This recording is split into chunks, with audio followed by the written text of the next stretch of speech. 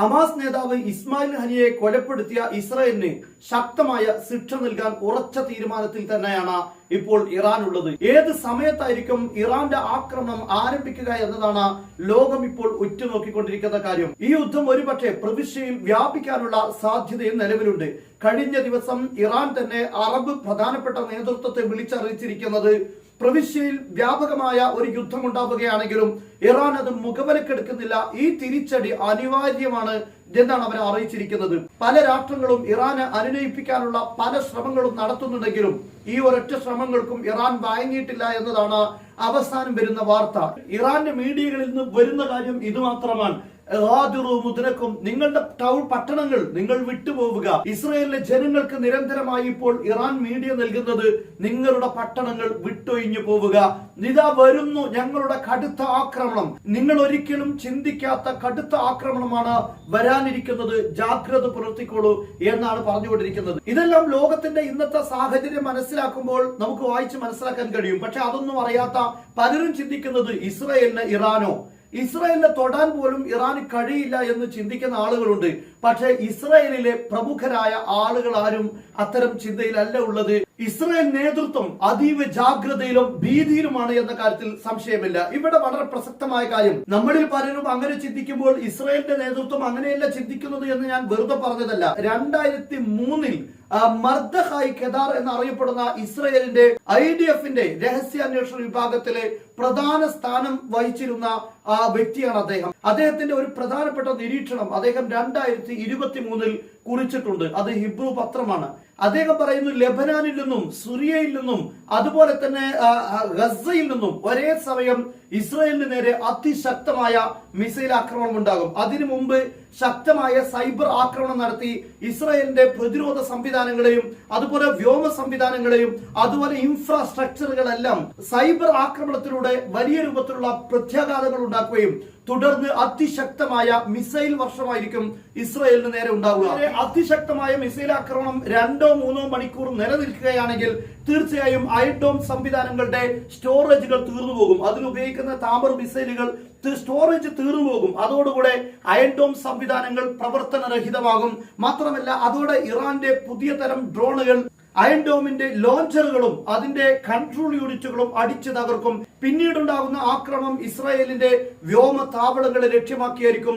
ഇതോടെ ഇസ്രായേലിന്റെ വ്യോമ സംവിധാനങ്ങളെ പൂർണ്ണമായും ഇല്ലാതാക്കാൻ ഇറാന്റെ ഈ പ്രോക്സികൾക്ക് സാധിക്കുമെന്നാണ് അദ്ദേഹം വിലയിരുത്തുന്നത്. അതിനുശേഷമുള്ള അടുത്ത ഘട്ടമായി അദ്ദേഹം പറയുന്നത് ലെബനാനിൽ നിന്നും സിറിയയിൽ നിന്നും അതുപോലെ ഗസയിലെ ഹമാസും അതിശക്തമായ രൂപത്തിൽ ഇരച്ചു കയറും ഇസ്രായേലിന്റെ മണ്ണിലേക്ക് എന്നാണ്. അതവർ ടാങ്കുകളെ നശിപ്പിക്കാൻ ആവശ്യമായ ആയുധങ്ങളുമായി ഇസ്രായേലിനെ അകത്തേക്ക് കടന്നു വരും, പരിഭ്രാന്തി സൃഷ്ടിക്കും, വളരെ പ്രധാനപ്പെട്ട പലതും തകർക്കും. ഇതോടുകൂടെ ഇസ്രായേലിന്റെ ആളുകളിൽ സാഹചര്യമുണ്ട്. അതേസമയം ഇത്തരം ഒരു മുന്നേറ്റം നടക്കുമ്പോൾ അറബ് ലോകത്ത് വലിയ ആവേശം സൃഷ്ടിക്കുകയും ഇത് സോഷ്യൽ മീഡിയയിലൂടെ പ്രചരിക്കുകയും ചെയ്യുമ്പോൾ വലിയ രൂപത്തിലുള്ള മനോവീര്യം തകർന്ന് ഇസ്രായേലിനകത്ത് വലിയ പ്രശ്നം സൃഷ്ടിക്കുമെന്ന് അദ്ദേഹം വിലയിരുത്തുന്നു.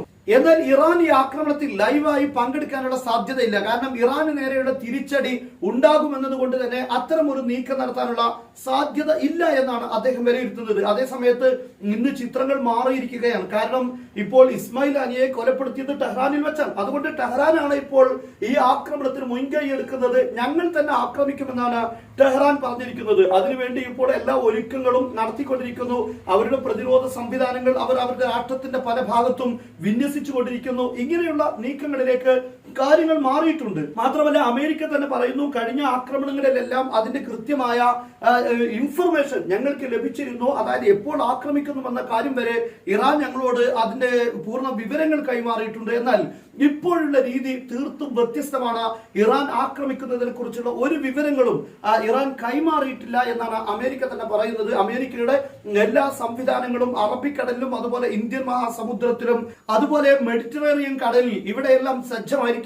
എന്നാൽ അദ്ദേഹം വിലയിരുത്തുന്നത് ഒരു 2003 ആയതുകൊണ്ട് തന്നെ ഇത്തരം ഒരു സാഹചര്യം അദ്ദേഹത്തിന് പറയാൻ സാധിച്ചില്ല. പക്ഷേ ഇതിൽ ഇറാന് കൂടെ പങ്കുചേരുന്നു എന്നതാണ് ഇവിടെ പ്രധാനപ്പെട്ട കാര്യം. അതോടൊപ്പം തന്നെ പറയേണ്ട മറ്റൊരു കാര്യം, ഇദ്ദേഹം വിലയിരുത്തുന്നത് യൂറോപ്പിനെ സംബന്ധിച്ചിടത്തോളം ഈ യുദ്ധത്തിൽ പങ്കെടുക്കാൻ കഴിയില്ല. അതായത് ലൈവായി അമേരിക്കയോ അല്ലെങ്കിൽ യൂറോപ്പോ ഇതിൽ പങ്കെടുക്കാനുള്ള സാധ്യത കാണുന്നില്ല. പ്രത്യേകിച്ച് യൂറോപ്പിനെ സംബന്ധിച്ചിടത്തോളം അവർ ഉക്രൈനിൽ യുദ്ധത്തിൽ സഹായിച്ചുകൊണ്ട് അവരുടെ ആയുധ സ്റ്റോറേജുകൾക്ക് ഒരുപാട് പരിമിതികളുണ്ട്.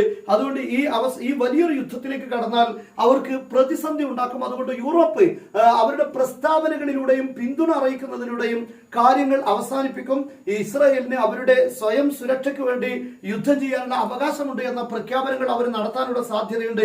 അതേസമയത്ത് ആക്രമണങ്ങളിലേക്ക് കടക്കാനുള്ള സാധ്യതയില്ലെന്നാണ് അദ്ദേഹം വിലയിരുത്തുന്നത്. അമേരിക്കയെ സംബന്ധിച്ചിടത്തോളം അവരുടെ താവളങ്ങൾ പല തവണ ഇറാൻ പ്രോക്സികൾ ആക്രമിച്ചിട്ടുണ്ട്, സിറിയയിലും മറ്റുമൊക്കെ. അതേസമയം അത്തരം ഒരു കാരണം കൊണ്ട് ഇറാനെ ആക്രമിക്കാനുള്ള സാധ്യത കാണുന്നില്ല എന്നാണ് അദ്ദേഹം പറയുന്നത്. ഇതെല്ലാം വിലയിരുത്തുന്നത് ഇസ്രായേലിൽ തന്നെയുള്ള വളരെ പ്രധാനപ്പെട്ട സൈനിക രംഗത്ത് സർവീസ് നടത്തിയിരുന്ന പ്രധാനപ്പെട്ട ഉദ്യോഗസ്ഥരാണ് എന്ന് നമ്മൾ മനസ്സിലാക്കണം. അവരുടെ രാഷ്ട്രത്തിന്റെ ശക്തിയെക്കുറിച്ചും കെട്ടുറപ്പിനെ കുറിച്ചും അവരുടെ ടെക്നോളജിയെ കുറിച്ചും ഒക്കെ നന്നായി അറിയുന്ന ആളുകളാണ് ഈ വിലയിരുത്തുന്നത്. ഇതെല്ലാം ഇസ്രായേലിന്റെ ലൂപ്പ് ഹോളുകളാണ്. ഇതിനെ ഉപയോഗപ്പെടുത്തിക്കൊണ്ട് ആ ശത്രുക്കൾക്ക് ആക്രമിക്കാനുള്ള സാധ്യത ഉണ്ട് എന്നാണ് അദ്ദേഹം പറയുന്നത്. അതുകൊണ്ട് അദ്ദേഹം പറയുന്നു ഇസ്രായേലിലെ ആളുകളോട് ജാഗ്രതയോടെ നിൽക്കണമെന്നാണ്. മാത്രമല്ല, നമുക്ക് ഇവിടെ അദ്ദേഹം പറഞ്ഞ ഈ പ്രധാനപ്പെട്ട രീതികൾ നമുക്കൊന്ന് പരിശോധിച്ചു നോക്കാം. ഇവിടെ ഇസ്രായേലിന്റെ തൊട്ടടുത്ത് കാണുന്ന രാഷ്ട്രങ്ങൾ, ഈ രാഷ്ട്രങ്ങളിൽ നിന്നായിരിക്കും ആക്രമണം ഉണ്ടാവുക എന്ന് നമുക്കറിയാം. അതിൽ പ്രധാനമായും ഇസ്രായേൽ, നമുക്കറിയാം ഇവിടെയാണ് ഇസ്രായേൽ ഉള്ളത്. ഈ ഇസ്രായേലിന് തൊട്ടടുത്ത് നിൽക്കുന്ന രാഷ്ട്രമാണ് ലെബനൻ, അതുപോലെ തന്നെ സിറിയ, അതേപോലെ മറ്റൊന്ന് നമുക്കറിയാം ഹമാസ് ഇവിടെ ഗസയിലാണുള്ളത്. ഈ 3 തലങ്ങളിൽ നിന്നുള്ള കരയാക്രമണത്തെ കുറിച്ചും അതുപോലെ മിസൈൽ ആക്രമണത്തെ കുറിച്ചുമാണ് അദ്ദേഹം പരാമർശിച്ചിട്ടുള്ളത്. പക്ഷെ ഇപ്പോൾ കാര്യങ്ങളിൽ ഒരുപാട് മാറ്റമുണ്ട്. യമനിൽ നിന്നുള്ള ആക്രമണങ്ങൾക്ക് സാധ്യതയുമുണ്ട്. അതുപോലെ തന്നെ ഇറാഖിൽ നിന്നുള്ള ആക്രമണം ഉണ്ടാകും. അതേപോലെ തന്നെ ഇറാനിൽ നിന്നുള്ള ആക്രമണങ്ങൾക്കുള്ള സാധ്യതയും ഇപ്പോൾ നിലനിൽക്കുകയാണ്. എന്നാൽ അദ്ദേഹം പറഞ്ഞിട്ടുള്ള കരയുദ്ധത്തിലേക്ക് കടക്കാനുള്ള സാഹചര്യം ഈ സിറിയയിൽ നിന്നും അതുപോലെ ലെബനിൽ നിന്നുമാണ് നമുക്ക് കാണാൻ സാധിക്കുന്നത്. അതോടൊപ്പം അദ്ദേഹം പറഞ്ഞ മറ്റൊരു കാര്യം തുർക്കിയെ കുറിച്ചാണ്. തുർക്കിയെ സംബന്ധിച്ചിടത്തോളം ഇസ്രായേലിന് നേരെയുള്ള ആക്രമണം നടത്താനുള്ള സാധ്യത അദ്ദേഹം കാണുന്നില്ല. അദ്ദേഹം പറയുന്നു പൂർണ്ണമായ രൂപത്തിലുള്ള പിന്തുണ തുർക്കിയുടെ ഭാഗത്തുണ്ടാകും. ആയുധപരമായും മറ്റും എല്ലാ അർത്ഥത്തിലുമുള്ള തുർക്കിയുടെ പിന്തുണ ഉണ്ടാകും. അതേസമയത്ത് തുർക്കി ഇതിൽ പങ്കെടുക്കാനുള്ള സാധ്യതയില്ല എന്നാണ് അദ്ദേഹം പറയുന്നത്. അതേസമയത്ത് ഇന്നത്തെ സാഹചര്യത്തിൽ ചെറിയ വ്യത്യാസമുണ്ട്. കാരണം നിരന്തരമായി ആളുകളെ, നിരപരാധികളെ കൊന്നുകൊണ്ടിരിക്കുന്ന ഇസ്രായേലിന്റെ നീക്കങ്ങളിൽ തുർക്കിക്ക് വലിയ രൂപത്തിലുള്ള അമർഷമുണ്ട്. ഈ കഴിഞ്ഞ ദിവസം തുർക്കിയുടെ വിദേശകാര്യമന്ത്രി റഫ, അതായത് ഈജിപ്തിന്റെയും അതുപോലെ തന്നെ ഗസയുടെയും അതിർത്തിയായ റഫയിൽ വന്നുകൊണ്ട് അദ്ദേഹം ഒരു താക്കീത് നൽകിയിട്ടുണ്ട്. ഇനിയും ഈ കുട്ടികളെയും നിരപരാധികളെയും കൊല്ലുന്നത് ഞങ്ങൾക്ക് നോക്കി നിൽക്കാൻ കഴിയില്ല എന്ന ഒരു താക്കീത് അദ്ദേഹം നൽകിയിട്ടുണ്ട്. ഈ സ്ഥലങ്ങൾ ഇസ്രായേലിന് ഗസയെ എങ്ങനെയും മറികടന്ന് അതിൽ പിടികൂടാമെന്ന രീതി അതൊരിക്കലും നടപ്പിലാക്കാൻ കഴിയില്ല, ഞങ്ങൾ ചെറുക്കുമെന്നാണ് അദ്ദേഹം പറഞ്ഞിട്ടുള്ളത്. മാത്രമല്ല, ഉർദുഗാൻ സമാനമായ വാക്കുകൾ കഴിഞ്ഞ ദിവസങ്ങളിൽ പ്രസ്താവിച്ചിരുന്നു. ഏതായിരുന്നാലും തുർക്കിയുടെ സഹായം ലെബനാനിൽ ഹിസ്ബുള്ളക്ക് തീർച്ചയായും ലഭിക്കും. അല്ലെങ്കിൽ സിറിയയിലൂടെ തുർക്കി നേരിട്ട് തന്നെ അവരുടെ ഡ്രോണുകൾ ഉപയോഗിച്ചിട്ടുള്ള നീക്കങ്ങൾ നടത്താനുള്ള സാധ്യതയുണ്ട്. അതായത് ഒരു ഗ്രൗണ്ട് ഫോഴ്സ് അല്ലെങ്കിൽ ലെബനാനിൽ നിന്നോ സിറിയയിൽ നിന്നോ കരയാക്രമണത്തിന് വേണ്ടി ഇവിടെയുള്ള പോരാളികൾ, പ്രതിരോധ സംഘങ്ങൾ തയ്യാറാവുകയാണെങ്കിൽ അവർക്ക് അകമ്പടിയായി തുർക്കിയുടെ ഡ്രോണുകൾ നിലവിലുണ്ടാകുമെന്നാണ് ഇതിൽ നിന്ന് നമുക്ക് മനസ്സിലാക്കാൻ സാധിക്കുന്ന കാര്യം.